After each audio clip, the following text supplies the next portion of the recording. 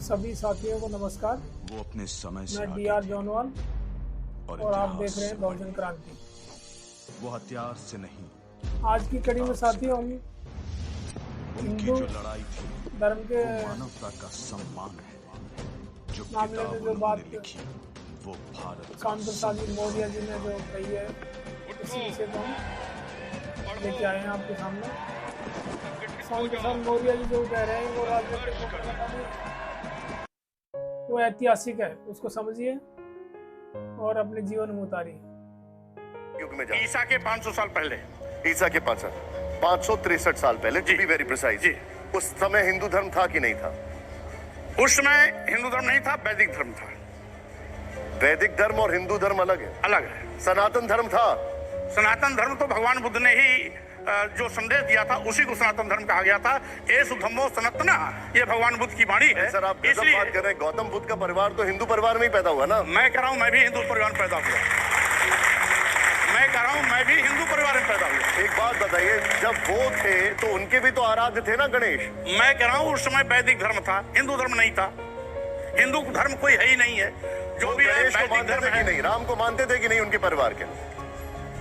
अब वो किसको मानते थे किसको नहीं मानते थे, क्योंकि उसमें न पैदा हुआ था। सर, उस समय के लोग तो मानते होंगे। लेकिन बुद्ध जो मानते हैं मैं उसको मानता हूँ। मैं आपसे सीधे सीधे सवाल पूछा था। एनीवे, एक और चीज सीधे, राजगोपालन जी, हिंदू धर्म कैसे आपने एकदम स्वीकार नहीं कर सके? नहीं, इसलिए हिंदू धर्म के बारे में सब लोग, भारतीय जनता पार्टी, योगी आदित्यनाथ, अद्वानी, वाजपेयी, सब लोग विस्तार से लिखा है। आपने कैसे मना कर? नहीं, मैं भी कह रहा हूँ कि मैं भी पैदा तो हिंदू धर्म में हुआ। मैं भी पैदा हिंदू धर्म में हुआ, लेकिन जब मैंने देखा हिंदू धर्म का मतलब केवल ब्राह्मण धर्म। हिंदू धर्म का मतलब, आप सुनिए, अगर ब्राह्मण है, आप सुनिए, अगर हिंदू धर्म ब्राह्मण है, आप सुन लीजिए ना, अगर ये हिंदू धर्म होता तो देश की राष्ट्रपति द्रौपदी मुर्मू जी को, जो आदिवासी समाज से ताल्लुकात रखती हैं, उनको मंदिर में जाने से रोका नहीं जाता। उन्हीं के अधीन सरकार का, उन्हीं के अधीन मंत्रिमंडल का एक मंत्री गर्भगृह के अंदर जाके पूजा पाठ करता है। उनके अधीन मंत्रिमंडल का एक मंत्री ऊंची जात का है, इसलिए वो मंदिर में जाता है। और आदिवासी समाज की राष्ट्रपति जो सर्वोच्च पद पर बैठी है, उनको मंदिर में जाने से रोक दिया जाता है। अगर वो आदिवासी समाज को हिंदू मानते होते तो राष्ट्रपति द्रौपदी मुर्मू को रोका नहीं जाता। ये अपने आप में है। और यही नहीं, इसके पहले तत्कालीन राष्ट्रपति रामनाथ कोविंद जी को भी राजस्थान के सीकर के ब्रह्मा मंदिर में जाने से रोका गया था। अगर दलितों को अगर ये हिंदू मानते होते तो रामनाथ कोविंद जी जो राष्ट्रपति के पद पर बैठे थे, उनको मंदिर में जाने से नहीं रोका जो बोला, यही सवाल हमने इसी शो पे, इसी कुर्सी पर बैठे हुए थे रामभद्राचार्य जी, उनसे ये सवाल पूछा। उनका क्या जवाब था एक बार देख लेते पहले, फिर उसके बाद मैं आपके पास वापस आ रहा हूँ। प्ले ऑन करिए उसको जरा। देखिए, मौर्य जी रामायण जला रहे हैं और कह रहे हैं कि रामचरितमानस में सह-अस्तित्व के खिलाफ बातें लिखी गई। मौर्य तो सठिया गए। वो कह रहे हैं कि हर मस्जिद में मंदिर ढूंढेंगे, तो फिर बद्रीनाथ में अगर आप ऐतिहासिक तथ्यों पे जाते हैं तो वो कह रहे हैं बौद्ध मठ था वहां पे। उनको ज्ञान ही नहीं, कुछ ज्ञान नहीं उनको। बद्रीनाथ शाश्वत मठ है, पद्मासन पर बद्रीनाथ विराजमान है। बद्रीनाथ का प्रमाण पुराणों में है, सभी पुराणों में है। वो क्या जानती? रामभद्राचार्य जी कह रहे हैं कि आप सठिया गए, आपको कुछ पता नहीं है। रामभद्राचार्य जी के अंदर संत का कोई गुण ही नहीं है। जो अपने पीठ पर बैठ करके ये बोलता हो कि मरे मुलायम कांसी राम, प्रेम से बोलो जय श्री राम, ऐसी ओछी सोच के लोग संत हो सकते हैं। ऐसे लोग संत कभी नहीं हो सकते हैं, और जिनके अंदर संतों का गुण नहीं है वो भाषा उटपटांग बोलेंगे। इसलिए रामभद्राचार्य को मैं संत मानता ही नहीं। आप बोल सकते हैं मिले मुलायम काशी राम, हवा में उड़ गए जय श्री राम। यही बोले थे। मैं कुछ और पूछ रहा हूँ, आप भी बोले थे हवा में उड़ गए जय श्री राम। नहीं, मैं ये को कभी बोला ही नहीं था। आपकी पार्टी ये नारा लगाती थी। नहीं, ये बीएसपी में थे तो नारा लगता था ना। ये बीएसपी में नारा लगता था। हाँ, तो फिर ये बीएसपी में नारा लगता था। नारा लगता था ना, बीएसपी में नारा लगता था। आप भी थे ना उस मंच पे? हाँ, मैं भी था। आप भी थे उस मंच पे? मैं भी था। तो ये सही था, आप बोल सकते वो। ऐसा है, वो ये बताइए, क्या हवा में उड़ गए जय श्री राम कह सकते हैं? उस समय भारतीय जनता पार्टी की नौटंकी का विरोध था, राम का विरोध नहीं था। जो जय श्री राम का एक फार्मूला लेके आए हैं। राम राम को राम बाद में राम को उसी नौटंकी में आप भी शामिल हुए कि नहीं हुए? नहीं, मैं जैसे इनकी असलियत समझा मैं बाहर हो गया। क्या बात करते हैं? मैं ही छोड़ा हूं।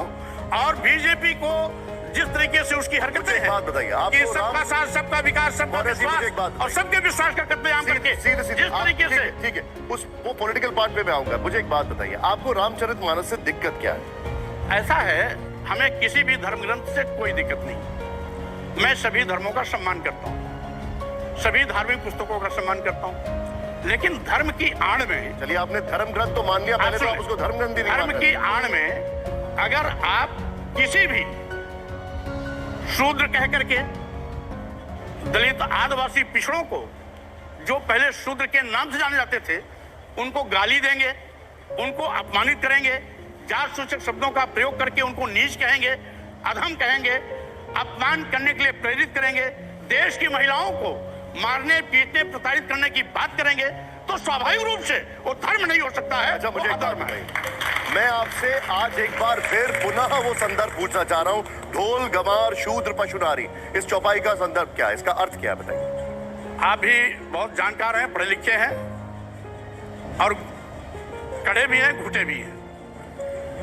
ढोल गंवार शूद्र पशु नारी, शकल ताड़ना के अधिकारी, ये सभी पीटने के पात्र हैं, प्रताड़ित किए जाने के पात्र हैं।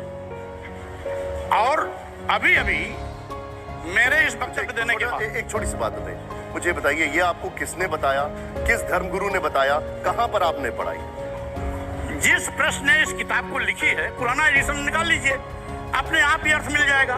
ये नया एडिशन अभी छपवाए हैं मेरे बयान के बाद, 36 लाख 40 लाख कितना नया एडिशन में इन्होंने परिवर्तित किया है। मैंने आपको और इंटरजेक्ट एक कर दिया, चीज, जरा समझा दीजिए उसका मतलब हाँ, क्या है। एक चीज, अभी उसी रामचरितमानस में एक प्रसंग और है।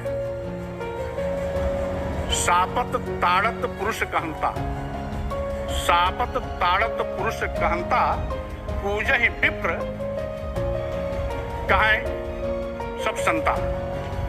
तो इसमें ताड़न का अर्थ अभी भी मारना, पीटना, प्रताड़ित करना है। अभी भी एक जगह तो बदल दिए, लेकिन उस वहां पर कल्याण प्रेस वालों का ध्यान नहीं गया, वो अभी भी यथावत बना हुआ है। इसीलिए मैं कह रहा हूं कि आप अपनी आवश्यकता के अनुसार अगर अर्थ बदल सकते हैं, तो अपनी आवश्यकता के अनुसार इस देश के शूद्र समाज को, आदिवासी, दलित और पिछड़े समाज को, बात बताइए, देश की महिलाओं को अपमानित करने वाले मुझे एक बात उन बताइए, पंक्तियों को भी हटाने का काम कर सकते हैं। क्यों नहीं हटा रहे? अर्थ ना बदलना, ना बदलना जो उसकी व्याख्या कर रहा है उसके ऊपर निर्धारित करता है, ना कि जो उसमें लिखा हुआ है। जो लिखा हुआ है वो तो आपको कोई संत, कोई ऐसा व्यक्ति बता सकता है जो उसके बारे में जानकारी हो। जो व्याख्या है, जो इंटरप्रिटेशन है, वो तो कोई भी इंसान, यहाँ पर जितने भी बैठे हैं, हर कोई अपने अनुसार अपने अपने तरीके से कर सकता है, जिसके अंदर जो सा भाव है। आप तुलसीदास की लिखी कोई भी रामचरितमानस पुरानी उठा लीजिए, ढोल गंवार शूद्र पशु नारी सकल ताड़ना के अधिकारी में यही अर्थ आएगा, मारना, पीटना, प्रताड़ित करना। और अभी जो संशोधित सर्ग आया, संशोधित उसका खंड आया है, अच्छा। उसमें शिक्षा से जोड़ दिया। तो अगर देश की महिलाएं शिक्षा की पात्र हैं, जिसको पहले शिक्षा दिया ही नहीं जाता था, तथाकथित हिंदू धर्मावलंबी देश की समस्त महिलाओं को शिक्षा से वंचित कर दिया था। ठीक है, देश के शूद्रों को अच्छा। शिक्षा से वंचित कर दिया था। अगर आज और सुनिए, एक मिनट, और संस्कृत के विद्वान कहते थे, नारी शूद्रो न दिहताम, स्त्रियों और शूद्रों को पढ़ने लिखने का अधिकार नहीं है।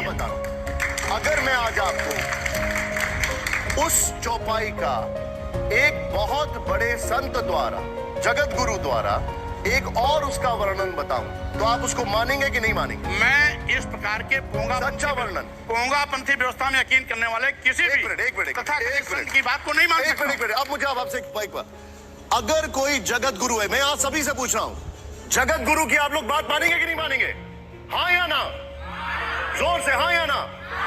अगर जगत गुरु कोई बात कह रहे हैं, क्या उनका वर्जन जो है उसको हम समझ सकते हैं कि नहीं समझ सकते? बिल्कुल नहीं समझ सकते। अच्छा ठीक है, क्योंकि ये सब एक मिनट, रामभद्राचार्य जी ने जो कहा, एक बार आप सुनिए, फिर मुझे बताइए, सुनाइए जरा। पहली बात तो उनका पाठ गलत है, सकल ताड़ना के अधिकारी नहीं है, ये सब ताड़न के अधिकारी है। वहां पाठ कौटिल्य ने ताड़न का अर्थ शिक्षण लिखा है। ढोल, वाद्य, गंवार जो ग्रामीण व्यक्ति है, शूद्र, शुचाद्रातीत शूद्र, जो चिंता से द्रवित हो जाए, पशु और नारी ये पढ़ने के अधिकारी हैं, इनको पढ़ाना चाहिए। नारी की शिक्षा अनिवार्य है। रामचरितमानस का एक भी अक्षर समझना तो संविधान के विरुद्ध है और न वेद के विरुद्ध है और न भारतीय मानसिकता के विरुद्ध है, न मर्यादा के विरुद्ध है। ठीक है, वो कह रहे हैं ये पढ़ाई के अधिकारी हैं, आप कह रहे हैं ये पिटाई के अधिकारी हैं। मैं कह रहा हूं सही मायने में सबसे ज्यादा शिक्षा की आवश्यकता है रामभद्राचार्य जी को। एक चीज। दूसरी चीज मैं पूछना चाहता हूं, गधे को क्या पढ़ाएंगे, सुअर को क्या पढ़ाएंगे, गाय भैंस को क्या पढ़ाएंगे, बकरी को क्या पढ़ाएंगे, ऊंट हाथी घोड़े को क्या पढ़ाएंगे, क्या पढ़ाएंगे? और फिर दूसरी चीज, ढोल को क्या पढ़ाएंगे? पढ़ाने का ढोल मतलब बजाया होता है जाता है। शिक्षित करना, ढोल बजाया ट्रेनिंग जाता है। देना मतलब होता है। ट्रेनिंग देने की आवश्यकता है। आज इन तमाम ढोंगियों पाखंडियों को जो संत के रूप में देश को गुमराह कर रहे हैं और हमारी युवा पीढ़ी को गलत रास्ता दिखा रहे हैं, आप क्या चाहते हैं? देश की एक और कहेंगे, मुझे एक बात बताइए, एक और कहेंगे, ये सभी ढोंगी हैं, निशान- पाखंडी हैं, आप ही एक पंडित हैं। निशान जी, मैं ये कह रहा हूँ, एक और ये कहेंगे कि यत्र नार्यस्तु पूजन्ते रमन्ते तो देवता, और दूसरी तरफ कहेंगे कि महिलाओं को मारना पीटा प्रताड़ित करना चाहिए। उसी तुलसी की रामायण में ये लिखा है कि महिलाएं नीच में भी नीच हैं। सभी साथियों को नमस्कार, मैं DR जोनवाल और आप देख रहे हैं बहुजन क्रांति।